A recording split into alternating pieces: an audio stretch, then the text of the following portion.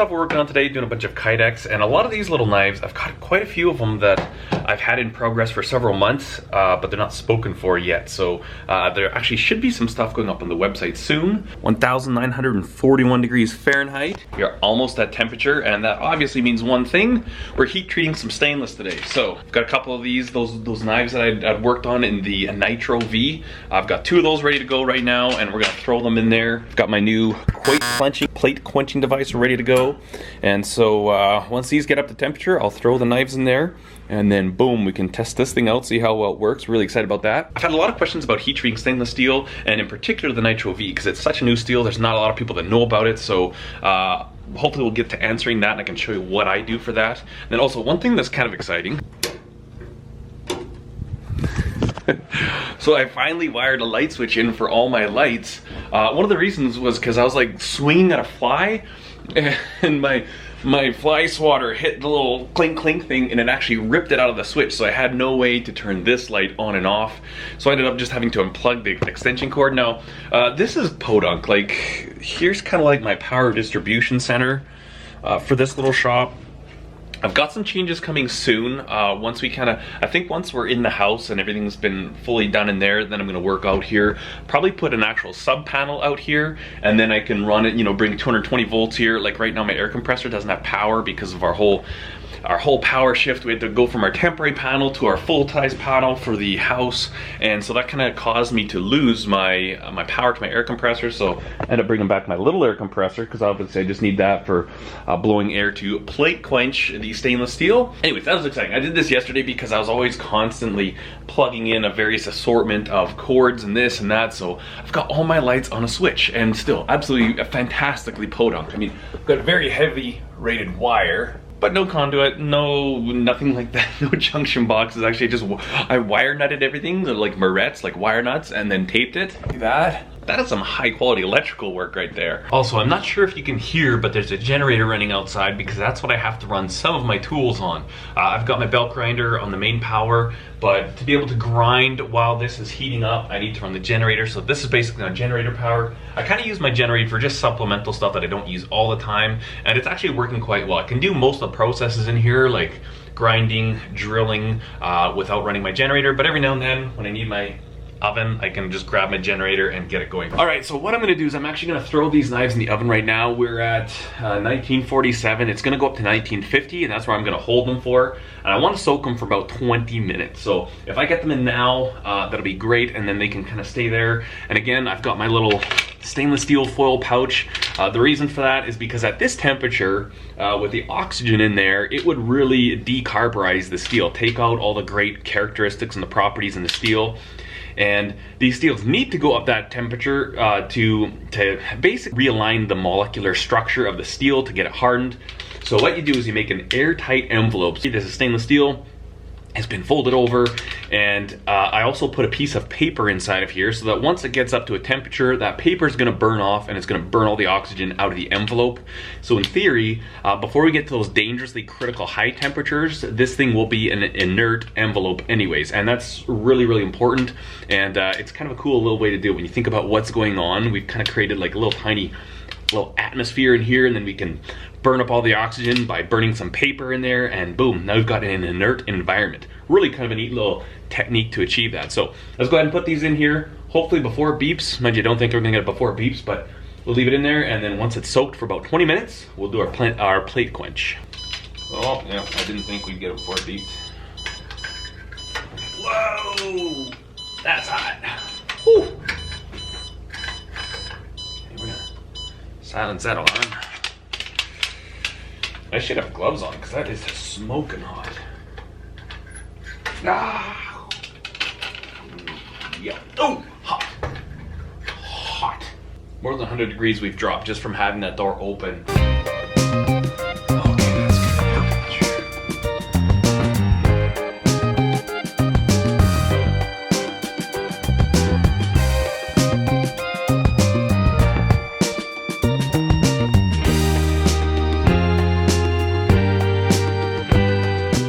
Alright, so I'm ready to drill this kydex. And I'll show you real quickly a little setup that I found that's super handy for drilling out kydex. So what I do is I take one of these 1, 2, 3 blocks. Oops, I haven't even tightened this down, shame on me. The 1, 2, 3 blocks that I have, and a lot of them are typically like this, they're threaded. And these ones are threaded 3/8 national course, so you can bolt them to different fixtures and plates and machinery. And so what I do is actually bolt it into my drill press, and then I line up, while you're bolting it and setting it all up, I line it up so that that bit goes right down the center of it.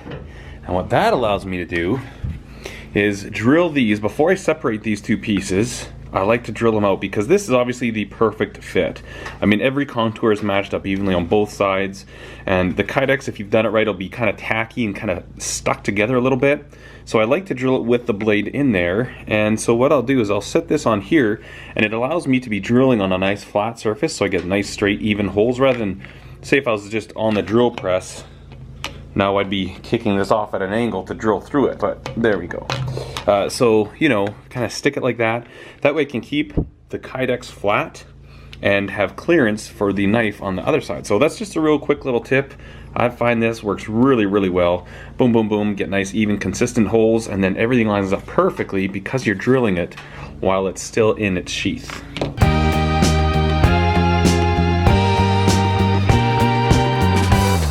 Alright, just went in, had some lunch, and then this thing has been soaking for 20 minutes, so now we're going to take it out, stick it in our super duper brand new plate quench vise, and then we'll take the compressed air and blow it down. Let's see how well and how efficient this thing works. It's the very first time I've used this plate quench vise, so let's just see how it works. Okay, I need some heavy gloves on.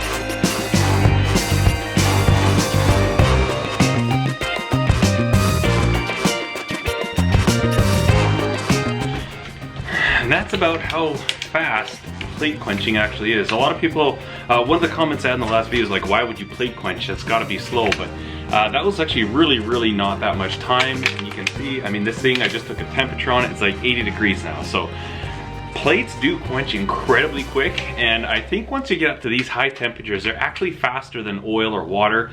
The reason is that you put this into oil and it's going to instantly start boiling. Well, boiling, it causes air pockets around the steel, so that liquid isn't actually touching the steel, cooling it as efficiently. Obviously, air is terrible for cooling compared to oil or liquid, but when you put aluminum plate quench, like aluminum plates right tight there, it is a very fast way to cool down steel.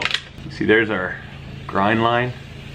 There's our holes, kind of neat. So let's cut this open, see what it looks like. One thing I'm really interested in is to see how much of a warp we have with that.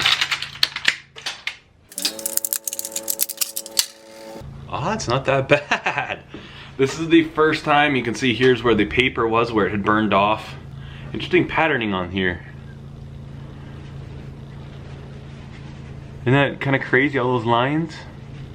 It's interesting. Anyways, what I'm going to do now is a flash temper of 350 degrees for 1 hour. That's just because of the extreme high temperatures and stuff. It's just going to kind of help things, make sure things don't get too crazy too quick. So this thing is perfectly straight. Really, it's phenomenally straight. So I'm really happy with that. Hopefully the temper won't change that, but we'll go ahead and give it a flash cycle. Actually, you know what? First, let's plate quench that last one real quick. Check out the heat. That's hot. That's hot. I don't care what anybody says, that's hot. Put this more like this.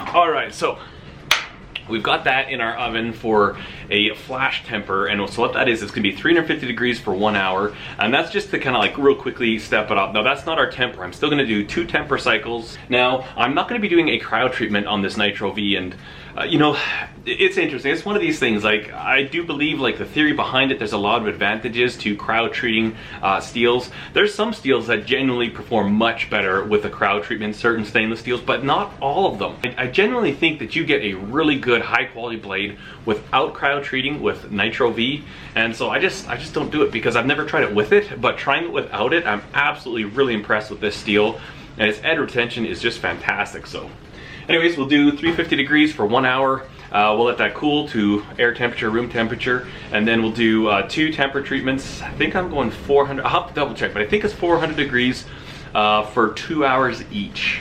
Anyways, I'll put my heat treat recipe for Nittro V in the description below for reference only. I mean, it's purely experimental. If you try this and it doesn't work at all, I take no responsibility for that whatsoever, but this is actually what I'm doing, and I'm getting really good results with it. Computer and C-Can means only one thing. That means that it is time for another edition of Viewer's Knives. So I'm gonna go ahead, I've already got the all the pictures brought in, they're in the timeline. I just need to do the voiceover and kind of give the story to each knife. I'm gonna do that right now.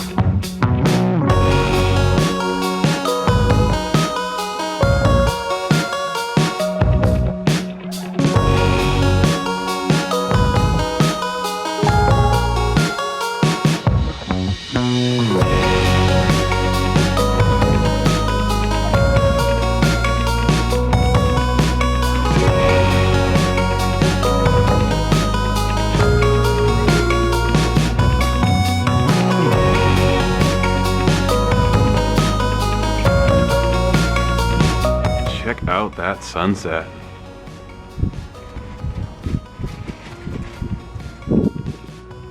That is nice. As you can see, the sun has gone down. We've got, how long do we have? We're almost done with this, 9 minutes left. 9 minutes for the second temper cycle for those 2 blades in Nittro V. And then in the interim, actually I just got off the phone with Mark. Hey Mark, thanks so much for talking to me tonight. Really talented young man. He actually met Doug and Stacy with Off-Grid Doug and Stacy at the Mother Earth News Fair this past weekend. Doug tried phoning me, but we were in the house doing a bunch of house things and I missed the call, so I gave him a call tonight. Really cool talking with him. A 15-year-old knife maker, and he's got some great knives. Again, with the theme, the viewers' knives that we filmed this morning, that was like 15-year-olds. I think half of them were like 15-year-olds. Really cool to see you young people making stuff. Just, I'm inspired. I'm inspired by you young people like you wouldn't believe. Keep it up, keep making knives, keep having fun. This is awesome. And then in the interim, while I was just kind of waiting for these, I decided to take a couple of pictures of these knives. We got finished up. And yeah, other than that, I just gotta wait a couple more minutes, pull these knives out, let them air cool, and we're shutting things down. Thanks so much for joining me today, guys. I hope you enjoyed this video. If you did, give it a thumbs up. I've got a video here, I don't know, maybe here. Here will be the videos that you can watch. And then to subscribe, if you'd like to do that, you can click a little circle right here. Thanks, guys, so much for watching. Cheers.